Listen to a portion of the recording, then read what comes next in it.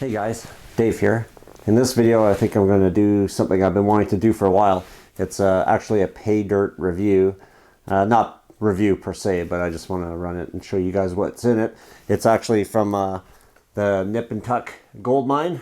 So I'm sure you guys have seen lots of Paydirt reviews and on other channels, and that's all good. But I think in this one we're going to do something a little bit different. So I figure instead of running one can of Paydirt, let's just run all 5 of them at once, and it should make for a pretty good return. So I think what we'll do is, because it's been pretty warm outside lately, I'll just take it outside and run it all down my little cleanup mat, some Gold Hog matting, into a bucket so we don't lose anything. And we'll classify it down to, I think, about 1/4 inch, and then run it through and see what we get. And hopefully there'll be some good yellow at the top of the mat. Let's go do it.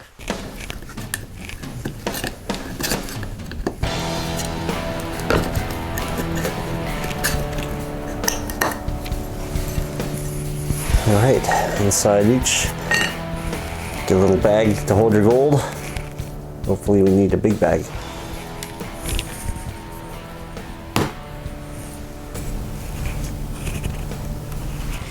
Okay, so we're just gonna pour this, each one, through the classifier. I think this is 1/4 inch.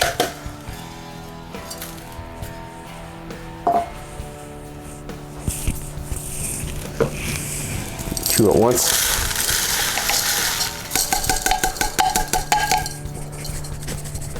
There's a little lip on the inside that'll catch dirt, so you want to make sure you shake that all out. Okay, and the last 2.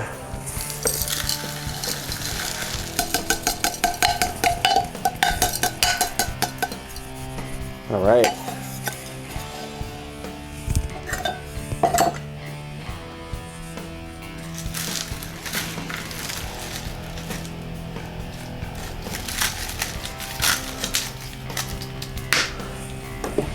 Give it a little shake here.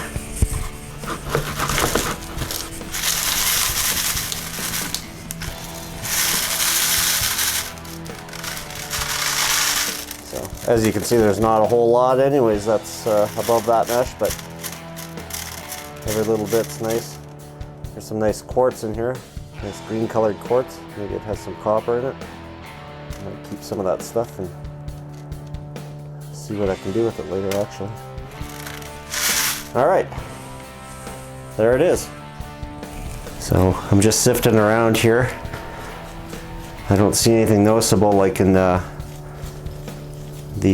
sample I got from Jeff Williams' drift mine. You can check that out. Check that out right about there.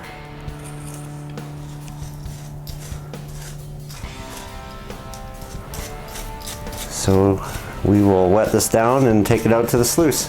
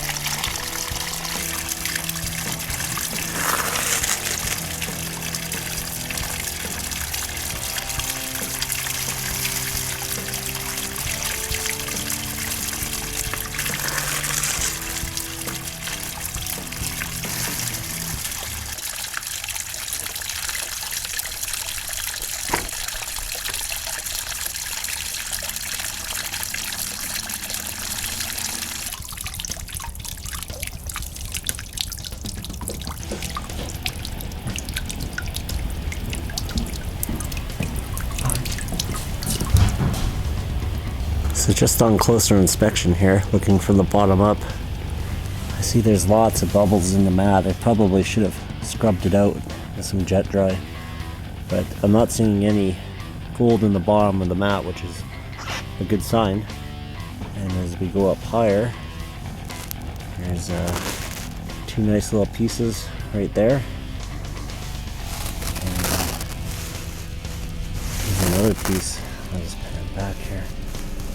There's a nice piece right there, but what I found interesting is that if you look under the mat here, ooh, where a lot of it got trapped. This just comes off like so. I'll just put this over here. Okay, this is the first time I've looked. I can see there's some gold right at the top here. Right there. There's a whole bunch right there. Let's just scoot over here. Look up. Yeah, there's a bunch in here. So let's roll it up and pan it out. All right, we will put a little bit of jet dry in here.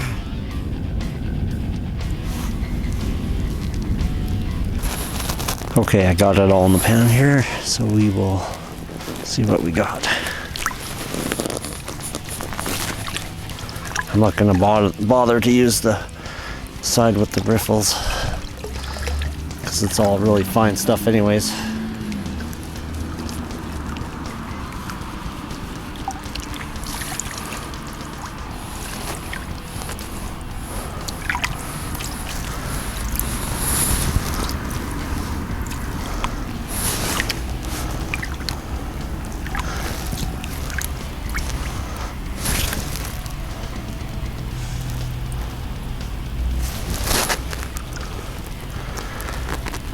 Just going to bring it out until we see the first indication of gold.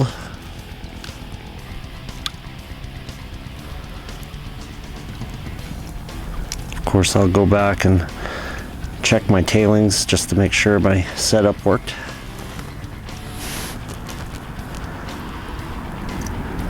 But I've used it before and it worked pretty good. So we got some gold there. So we're just gonna watch it. Sometimes if a piece of gold is kind of flat, it'll pick up the water pressure a little bit more, and it'll have a tendency to move on you a little bit quicker than, say, like a round, more nugget-sized round piece.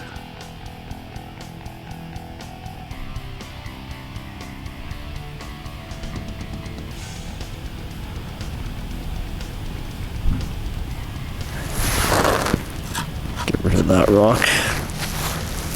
Let's zoom in a bit more for you. And we'll just work those sands out. Not a lot of black sands in here.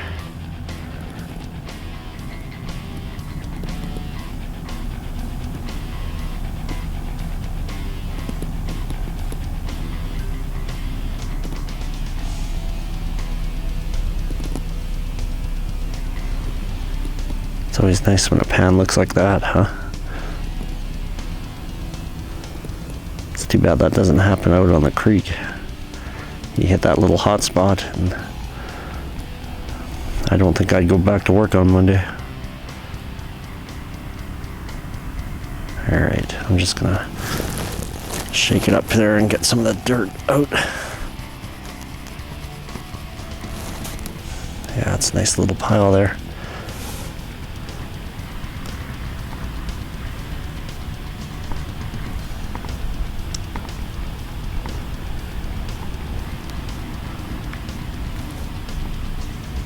Yeah, there's some nice gold there, actually, for sure. There, that's pretty clean. Oh, there's some black sands in the bottom there, so we'll just wash those out. I think eventually I might try smelting my gold down to a button or something like that. Maybe I'll get one of those induction heaters, because I just think that would be cool.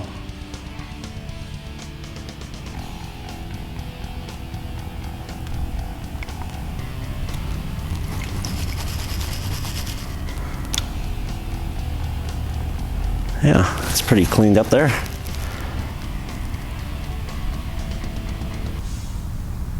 So I'll weigh this up and see what my return on investment is.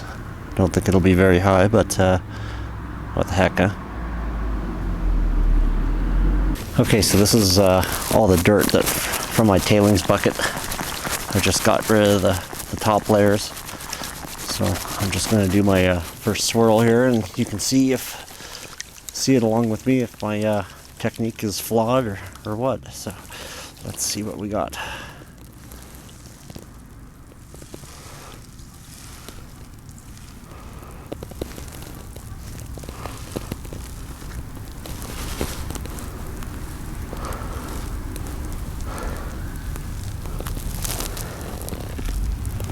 I'm not seeing anything.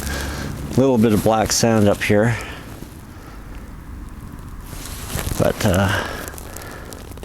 looks like this pay dirt is mostly just that looks like a piece of pie right there.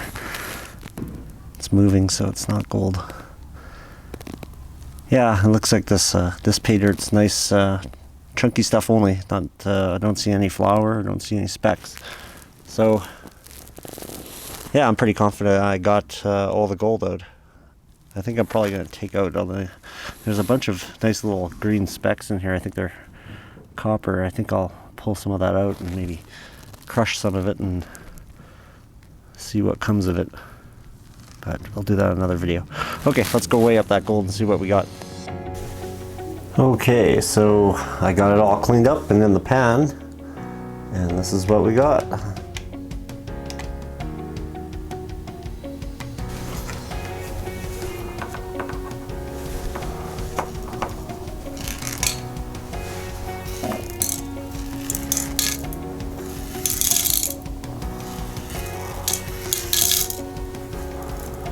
It's nice and easy when the gold is chunky.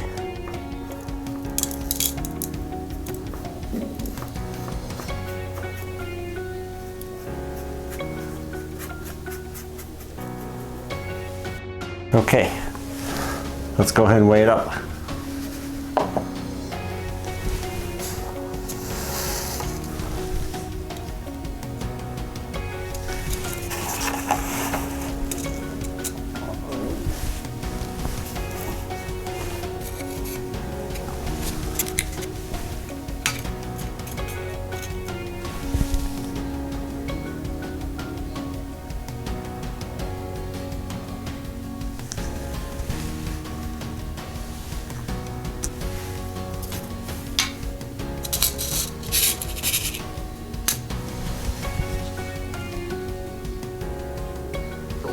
Okay, 1.27 grams. So that's not too bad considering. That's 5 cans of the Nip and Tuck. Pretty easy to do. You get what you want. Check them out. So those of you that are interested on the ROI or return on investment, I calculated that this being 1.27 grams, my return on investment was about 65%. Now you have to factor in that I drove to the Rock and Gem show and bought 5 cans of this for $100, no shipping and handling, and yeah, you know, it's actually not too bad for Paydirt standards. So I would say definitely worth a go if you're gonna invest some money in that. See you next time.